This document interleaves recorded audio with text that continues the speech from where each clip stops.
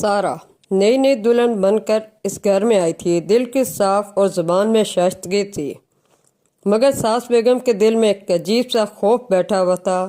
وہ خوف کسی دشمنی کا نہیں تھا، بلکہ اکیلے ہو جانے کا تھا۔ بیگم ساس نے ساری عمر اپنے بیٹے کو اپنے سائے میں رکھا تھا۔ اس کی دنیا، اس کی طاقت، اس کا سہارا تھا۔ جب بہو گھر آئی تو ساس کے دل میں یہ خیال پیدا ہوا کہ اب اس کی اہمیت کم ہو جائے گی۔ ادھر سارہ کو بھی یہ بات سکھایا گیا کہ ساس کبھی خوش نہیں ہوتی، جاتے سسرال میں اپنا کنٹرول حاصل کر لینا، شوہر کو اپنے قابو میں کر لینا۔